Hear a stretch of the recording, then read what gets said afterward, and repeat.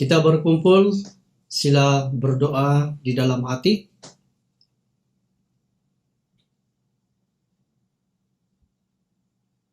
Haleluya, amin.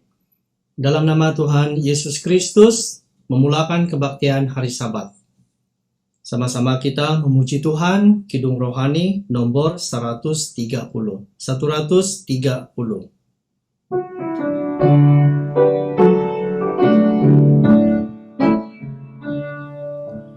Allah tetapkan sabatnya di dalam perintahnya, sediakan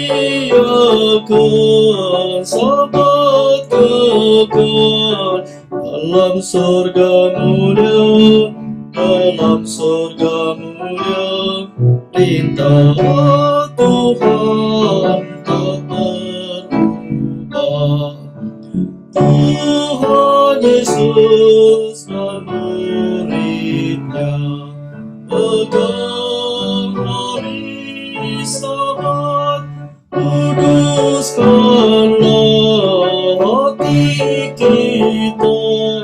Pegang hari Sabat, pegang hari Sabat, pegang hari Sabat kudus. Hari Sabat diberkati, bagai dalam Eden orang hina jadi mulia. Nikmati Sabatnya, nikmati Sabatnya, nikmati Sabatnya. Orang berdosa tanahnya, nikmati Sabatnya. Tuhan serta gerejanya. Sabat di dunia, sabat di dunia, seperti sabat dalam surga. Sebelum kita sama-sama belajar firman Tuhan, terlebih dahulu mari kita sama-sama berdoa. Kita memohon Tuhan Yesus memimpin kebaktian kita pada hari Sabat ini. Mari kita sama-sama berdoa kepada Tuhan.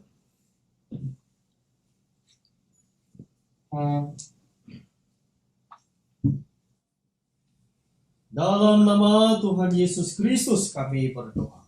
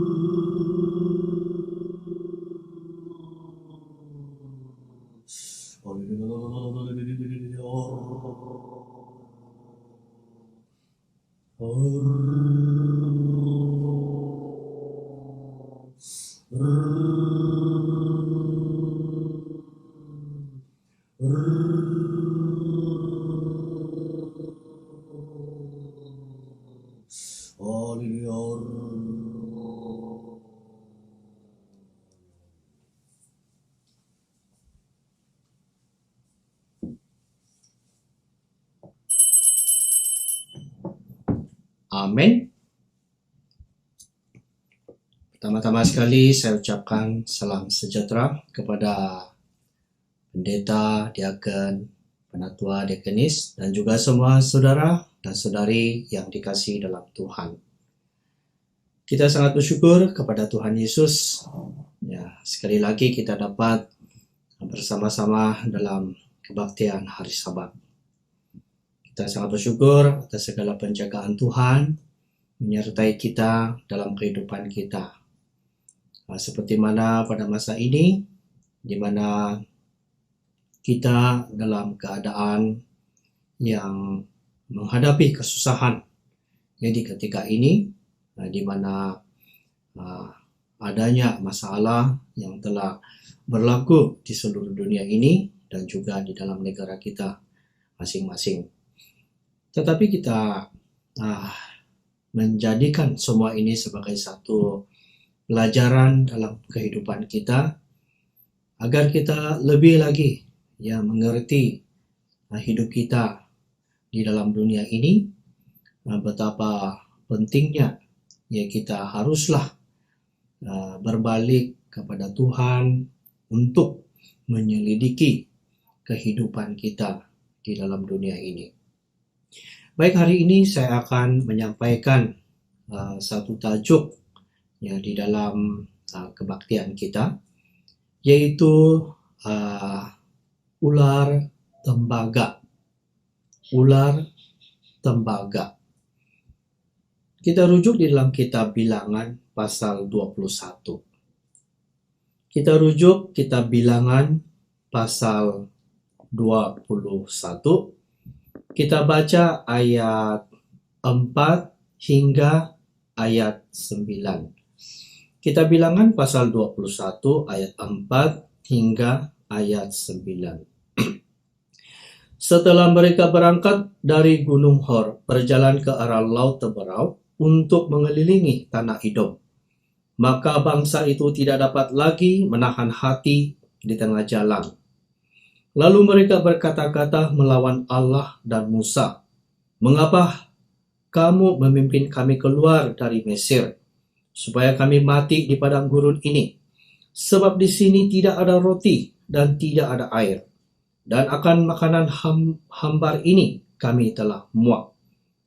Lalu Tuhan menyuruh ular-ular tedung ke antara bangsa itu, yang memagut mereka sehingga banyak dari orang Israel yang mati. Kemudian datanglah bangsa itu mendapatkan Musa dan berkata, "Kami telah berdosa, sebab kami berkata-kata melawan Tuhan. Dan engkau berdoalah kepada Tuhan, supaya dijauhkannya ular-ular ini daripada kami." Lalu Musa berdoa untuk bangsa itu. Maka berfirmanlah Tuhan kepada Musa, "Buatlah ular tedung dan taruhlah itu pada sebuah tiang." Maka setiap orang yang terpakut, tidak ia melihat, jika ia melihatnya, akan tetap hidup. Lalu Musa membuat ular tembaga dan menaruhnya pada sebuah tiang. Maka jika seseorang dipagut ular dan ia memandang kepada ular tembaga itu, tetaplah ia hidup. Amin. Kita bersyukur kepada Tuhan Yesus. Di sini dalam kitab Bilangan pasal 21 ayat 4 hingga ayat 9. Di sini menceritakan tentang peristiwa orang Israel, yaitu ketika mereka tiba di Gunung Hor, berjalan ke arah Laut Teberau untuk mengelilingi tanah Edom. Maka pada waktu itulah bangsa tidak dapat lagi menahan hati di tengah jalan. Apakah yang telah berlaku di sini? Kita tahu satu bangsa yang telah dipilih oleh Tuhan, dan bangsa ini adalah bangsa yang keturunan daripada Abraham. Dan inilah bangsa yang disebut umat pilihan Tuhan, yaitu bangsa Israel. Dan pada waktu ini adalah waktu di mana semua orang Israel setelah dalam perjalanan kembali ke tempat perjanjian Tuhan. Tetapi Tuhan membiarkan mereka melalui padang gurun untuk menempuhi jalan kehidupan di sana, untuk menempuh jalan ke tempat perjanjian Tuhan.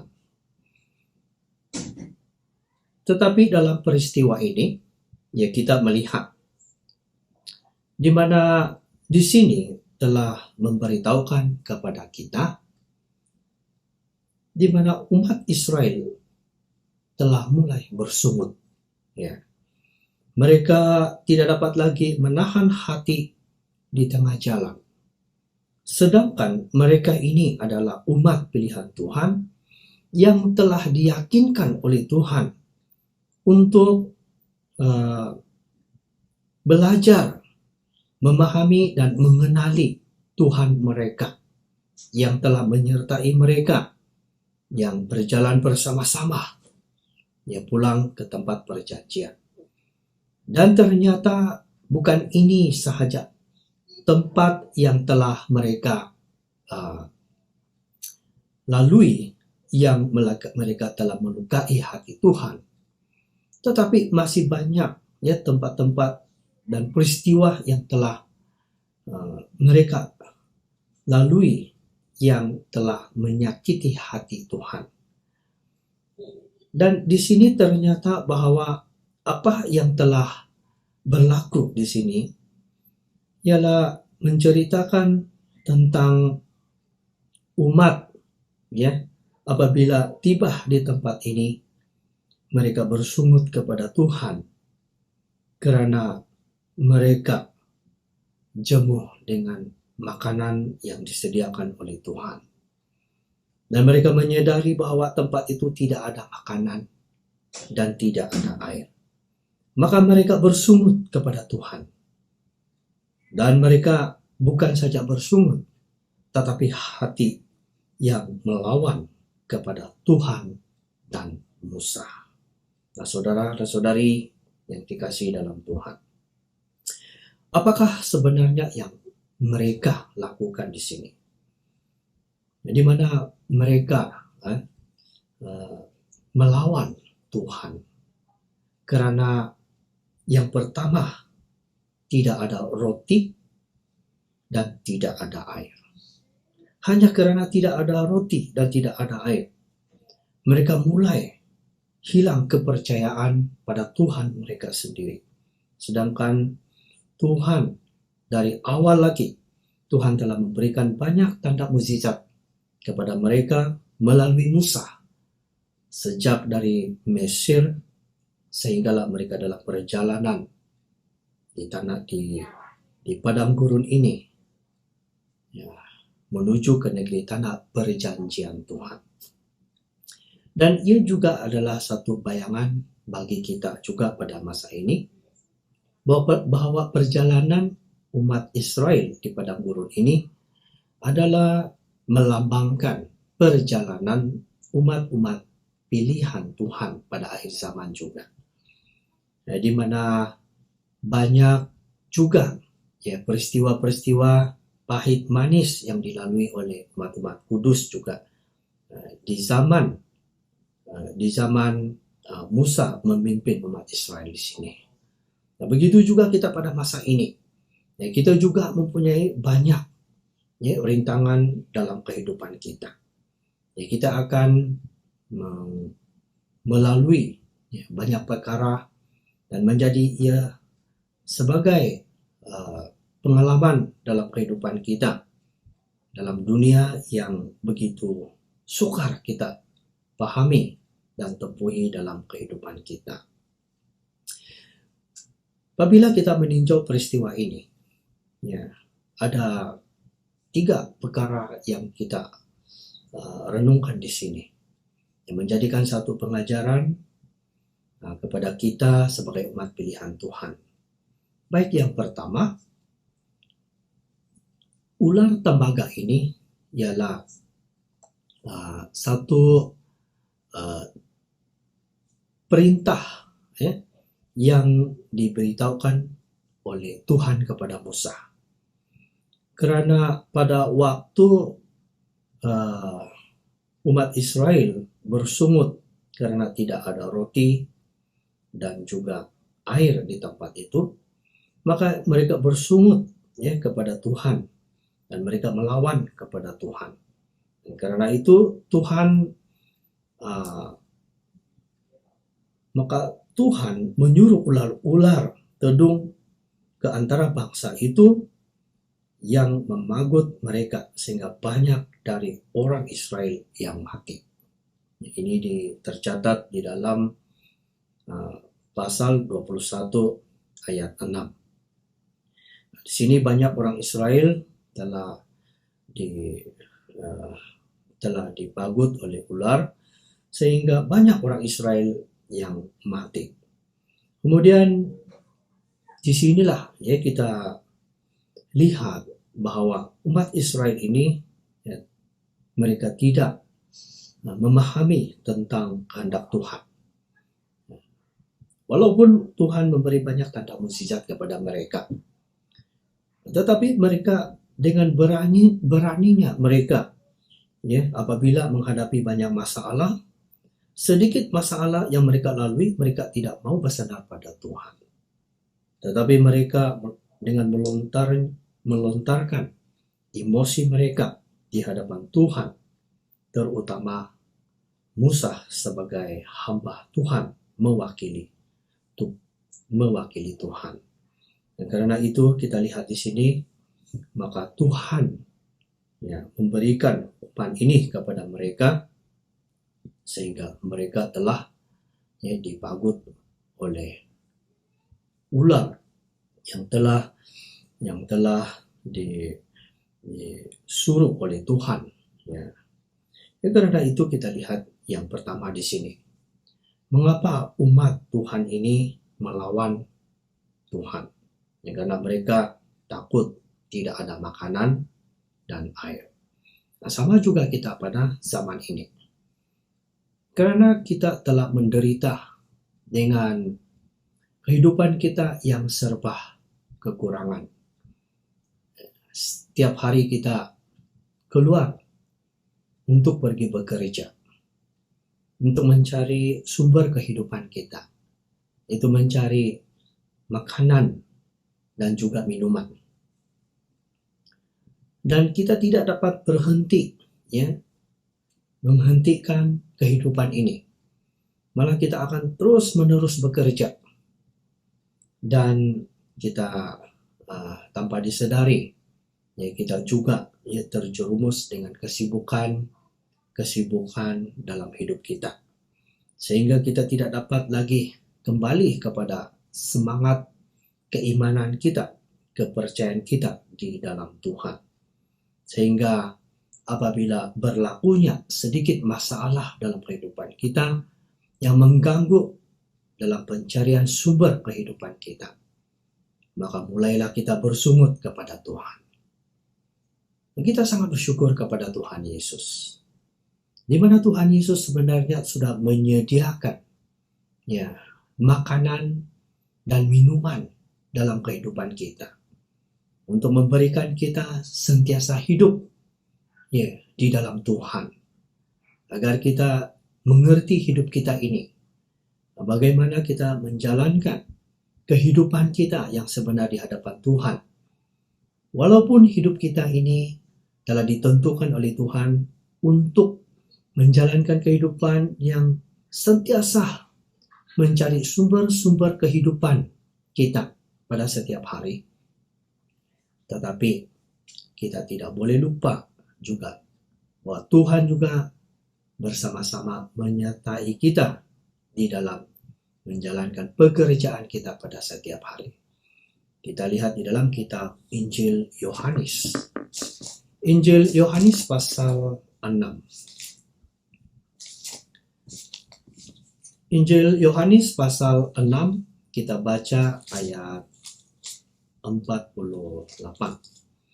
Injil Yohanes pasal 6 ayat 48. Akulah roti hidup. Kita baca lagi ayat 49. Nenek moyangmu telah makan mana di padang gurun dan mereka telah mati. Ayat 50. Inilah roti yang turun dari surga. Barang siapa makan daripadanya, ia tidak akan mati. Ayat 51. Akulah roti hidup yang telah turun dari surga. Jikalau seorang makan dari roti ini, ia akan hidup selama-lamanya. Dan roti yang kuberikan itu ialah dagingku yang akan kuberikan untuk hidup dunia. Saudara dan saudari yang dikasihi dalam Tuhan, ya kita sangat bersyukur kepada Tuhan Yesus. Tuhan Yesus memberikan firman ini kepada kita. Dia sendiri memberitahu, memperkenalkan kepada kita, akulah roti hidup. Mengapa Yesus mengatakan dirinya ialah roti hidup? Apakah yang dimaksudkan Yesus tentang roti hidup ini? Adakah diri Yesus itu ialah roti? Roti yang biasa kita makan. Sebenarnya, kita haruslah memahami firman Tuhan. Karena itulah Tuhan Yesus menyuruh kita belajar firman Tuhan, supaya mengerti tentang kebenaran ini. Sebab apa yang diucap oleh Tuhan adalah bukanlah sesuatu yang datang dari dunia. Tetapi apa yang diucap oleh Tuhan ini ialah hal-hal rohani.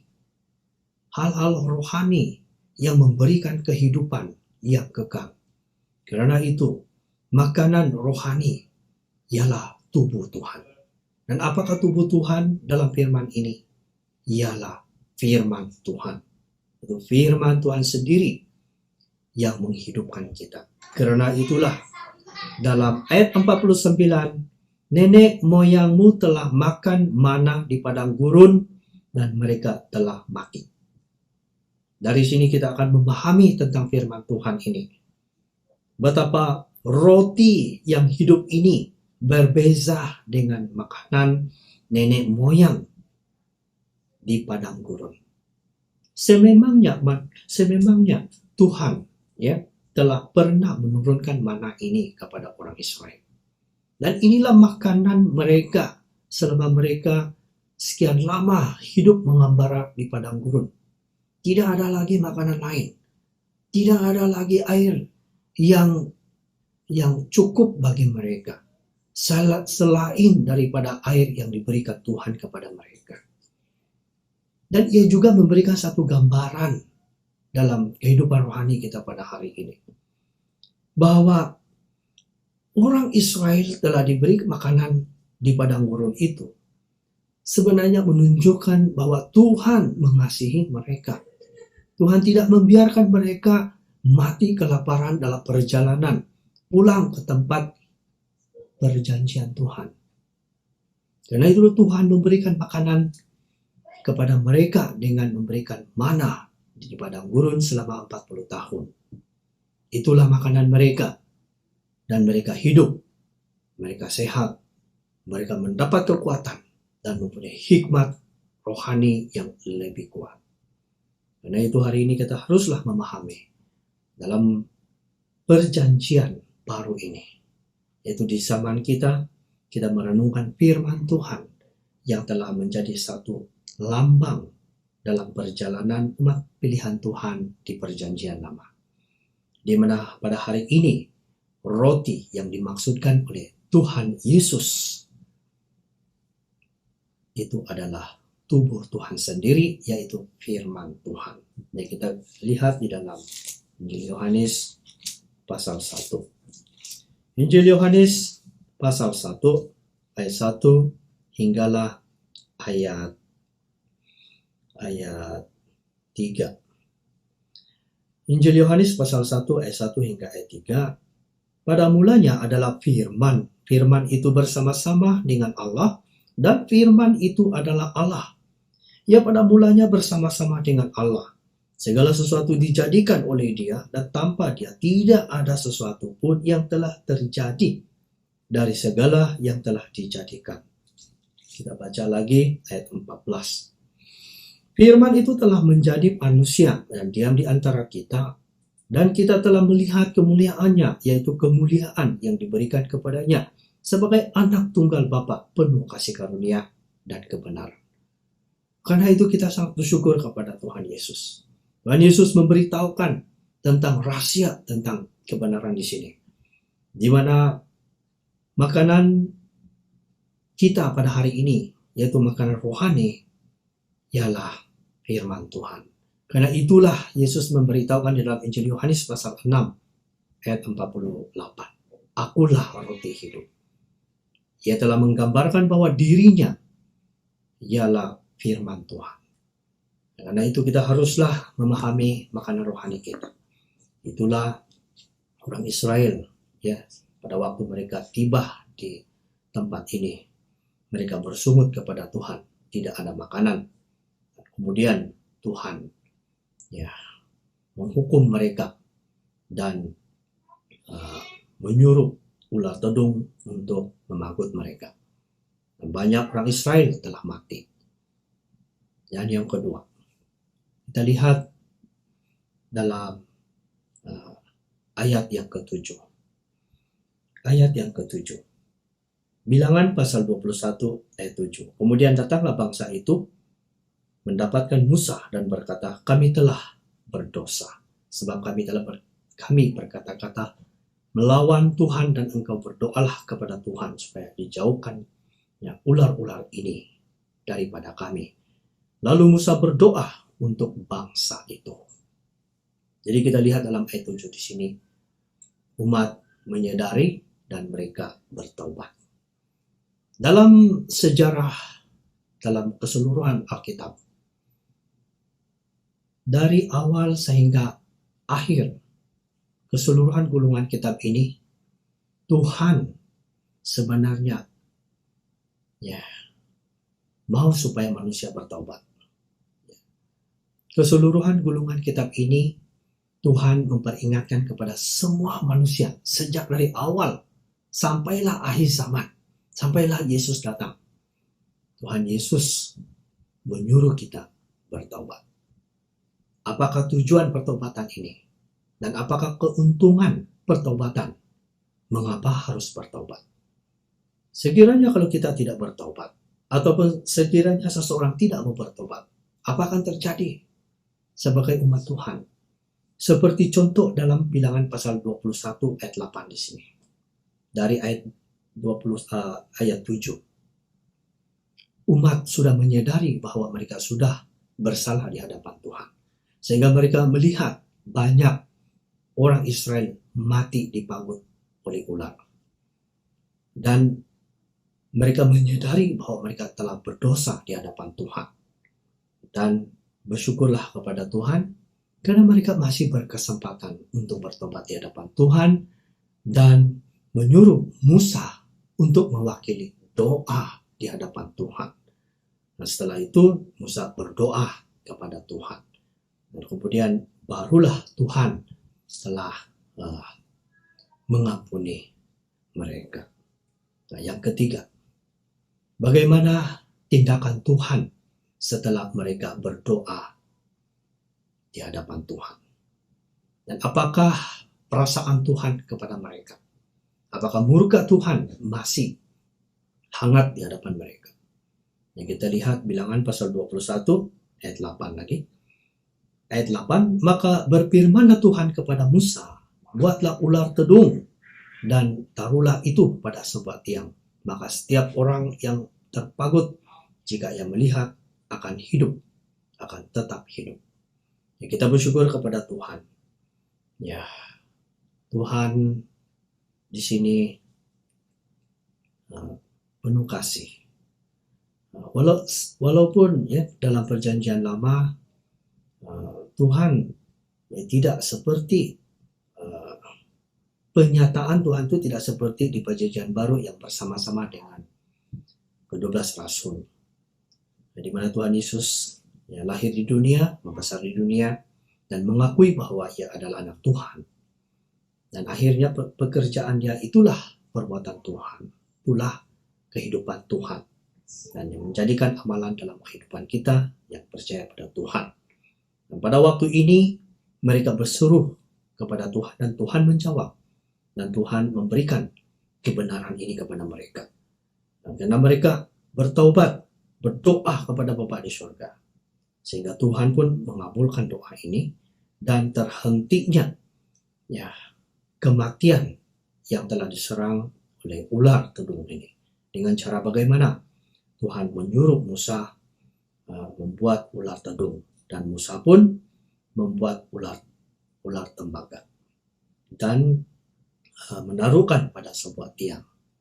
Dan Mereka, ya, jika seseorang dipagut ular dan ia memandang kepada ular tembaga itu, tetaplah ia hidup.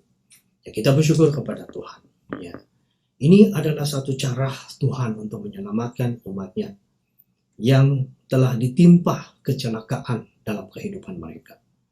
Nah, bukan ini perkara yang pertama. Ini banyak contoh-contoh kehidupan mereka. Ya, sepanjang mereka dalam perjalanan di padang gurun, mereka mengalami banyak masalah di hadapan Tuhan. Tetapi Tuhan tetap bersabar kepada mereka juga. Tuhan tidak juga menolak ya, umat pilihan ini. Tuhan mengasihi mereka dan membawa mereka pulang sampai ke negeri tanah perjanjian itu, yaitu di tanah Kanaan. Ia juga menjadikan satu gambaran bagi kita secara pengajaran rohani di dalam topik ini, yaitu ular tembaga ini. Kita haruslah sadar pada masa ini, di mana dalam Injil Yohanes pasal 3 ayat 14 hingga ayat 17. Ya, kita rujuk Injil Yohanes pasal 3. Kita rujuk Injil Yohanes pasal 3. Kita baca ayat 14 hingga ayat 17. Yohanes pasal 3 ayat 14 hingga ayat 17. Dan sama seperti Musa meninggikan ular di padang gurun, demikian juga Anak Manusia harus ditinggikan, supaya setiap orang yang percaya kepadanya beroleh hidup yang kekal. Karena begitu besar kasih Allah akan dunia ini, sehingga ia mengaruniakan anaknya yang tunggal, supaya setiap orang yang percaya kepadanya tidak binasa, melainkan beroleh hidup yang kekal. Sebab Allah mengutus anaknya ke dalam dunia bukan untuk menghakimi dunia, melainkan untuk menyelamatkannya oleh Dia. Nah, kita bersyukur kepada Tuhan. Di sini sebenarnya memberikan pengajaran kepada kita. Begitu besar kasih Tuhan akan dunia ini. Dia telah mengaruniakan seorang anaknya dan menjadikan penyelamat bagi kita. Dia sama seperti Musa meninggikan ular di padang gurun, demikian juga Anak Manusia harus ditinggikan. Jadi hari ini kita lihat ya, kita telah menempuhi masalah besar dalam kehidupan kita. Inilah pengalaman hidup di zaman kita ini, di mana bagaikan seperti dunia sudah mulai berperang. Ya, perang dunia ketiga yang sering kali kita dengar yang disebut oleh penguasa dunia. Ya, mereka mengatakan ya, adanya perang dunia ketiga. Tetapi belum pernah kita melihat peperangan dunia ketiga. Tetapi hari ini kita sudah merasai bahwa perang dunia ketiga itu sudah tiba. Bila? Sekarang sedang merenggut nyawa kepada semua manusia di dunia ini. Itulah wabak yang telah mulai menyerang manusia di seluruh dunia. Kita tidak tahu bilakah akan berakhirnya wabak ini. Masih banyak manusia di dunia ini tidak sadar. Masih banyak manusia pada masa ini tidak begitu serius ya, tentang hal ini. Mereka lebih gembira. Mungkin mereka merasa bahwa ini adalah satu waktu yang baik bagi mereka. Boleh beristirahat. Tetapi bagi kita sebagai umat Tuhan, waktunya sudah dekat. Seperti yang Yesus katakan, berjaga-jaga. Tetapi kita jangan khawatir terhadap hal ini. Sebab Tuhan Yesus sudah memberitahukan kepada kita, ada kehidupan kita. Kita gunalah cara Tuhan menyelamatkan umat yang telah diserang oleh ular tedung ini. Di mana Tuhan telah menyuruh Musa meninggikan ular tembaga itu. Dan ia juga melambangkan adalah Tuhan Yesus ditinggikan di kayu salib sebagai Tuhan kita, menebus dosa kita. Dan kita mendapat kehidupan yang baru ya di dalam Tuhan. Yang kita sangat bersyukur kepada Tuhan. Ini adalah satu doa bagi kita, seruan kepada Tuhan. Tiba waktunya kita berdoa kepada Tuhan. Tiba waktunya kita mementingkan, mencari Tuhan dalam kehidupan kita. Sesibuk macam manapun kita menjalankan kehidupan dalam dunia ini. Sedarilah, biarlah pengalaman pada hari ini, pada masa ini menjadi satu pengalaman bagi hidup kita. Dan dia juga menjadi satu peringatan bagi kita. Tuhan mengasihi kita. Dan pada saat inilah kita haruslah berbalik kepada Tuhan Yesus. Dan kita janganlah meninggalkan Tuhan. Walaupun banyak orang, kita sudah melihat banyak orang sudah mati karena wabak ini. Tetapi kita percaya sama seperti peristiwa di mana Tuhan telah menyuruh Musa meninggikan ular ini di padang gurun. Dan barang siapa yang dipagut dan berkesempatan melihat ular yang ditinggikan, maka ia tidak akan mati, malah ia akan hidup. Jadi hari ini memberikan gambaran kepada kita juga. Walaupun wabak ini sangat berbahaya dalam kehidupan kita, tetapi kita percaya bahwa Tuhan Yesus menyertai kita. Bagaikan kita sedang melihat Tuhan Yesus.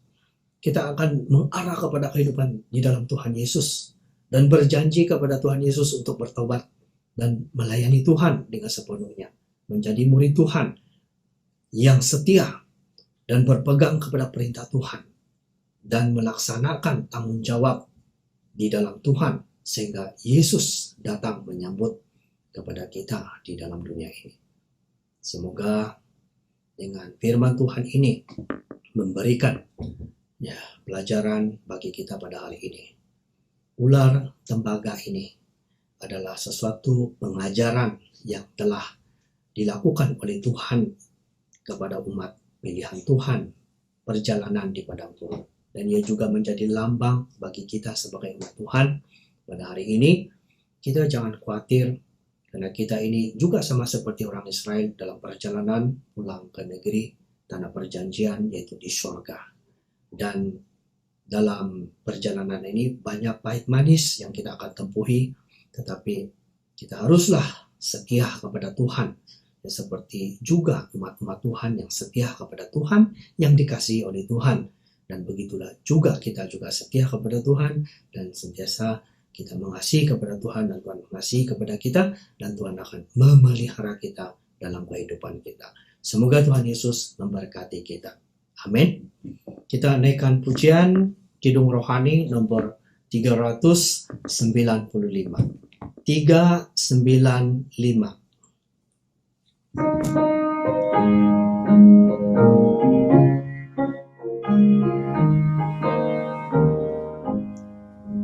Menuju tempat tinggi, rohaniku makin tinggi, menaikkan doa tiap waktu, Tuhan teguhkan imanku, mohon Tuhan teguhkanku, lebih dekat kepadamu, agar imanku berdiri di tempat yang lebih tinggi.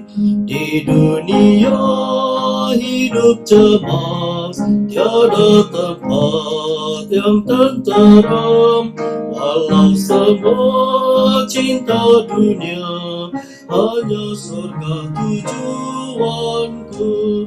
Mohon Tuhan teguhkanku, lebih dekat kepadamu, agar imanku berdiri di tempat yang lebih tinggi. Ku mau bebas dari dunia, walau iblis merintangku, karena imanku mendengar hidung syahdu dirangkanku. Mohon Tuhan teguhkan teguhkanku lebih dekat kepadamu, agar imanku berdiri di tempat yang lebih tinggi, menuju tempat tertinggi. Ku pandang cahaya mulia, ini rohku selalu mohon, Tuhan pimpin sampai surga.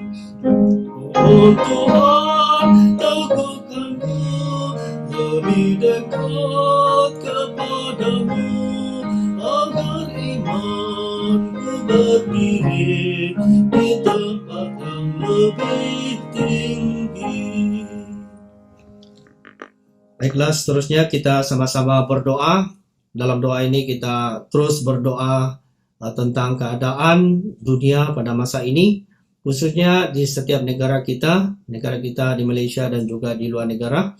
Kita memohon Tuhan Yesus ya menyertai kita semua dan menjaga kita, karena walaupun wabak ini ya masih berkuat kuasa dan mengancam kepada semua manusia di dalam dunia ini.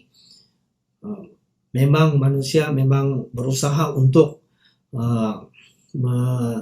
menyelesaikan masalah ini, tetapi bagi kita bersandarlah kepada Tuhan Yesus, karena Tuhan Yesus lebih tahu untuk bagaimana menyelesaikan masalah ini. Semoga Tuhan Yesus akan mendengarkan doa kita. Semoga Tuhan Yesus juga memberikan kesehatan kepada kita semua dan menjaga agar kita tidak juga dijangkiti dengan wabak yang menyerang dalam seluruh dunia ini, karena ini adalah penyakit yang sangat berbahaya dan hanya Tuhan saja yang dapat membantu kepada kita untuk menyelamatkan kita daripada serangan wabak yang sedang menyerang di seluruh dunia. Dan mari kita sama-sama berdoa kepada Tuhan, memohon Tuhan Yesus menguatkan Roh Kudus kepada kita dan juga memberikan Roh Kudus kepada mereka yang belum menerima Roh Kudus. Semoga Tuhan Yesus menghiburkan kepada kita dan menjaga kita serta memberkati kepada kita. Mari kita sama-sama berdoa kepada Tuhan.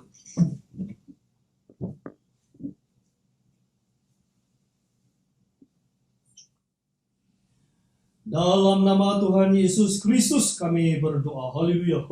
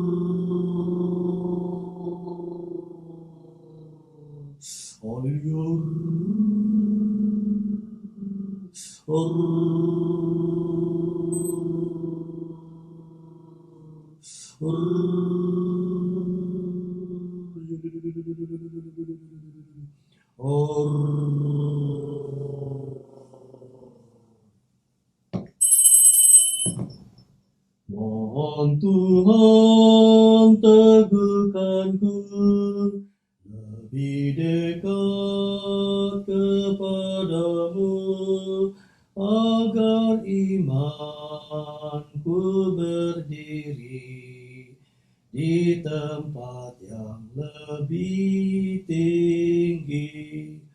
Mohon Tuhan teguhkanku lebih dekat kepadamu, agar imanku berdiri di tempat yang lebih tinggi. Amin.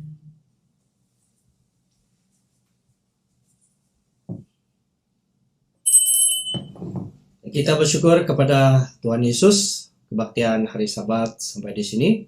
Semoga Tuhan Yesus terus memberkati kepada kita semua. Haleluya. Amin.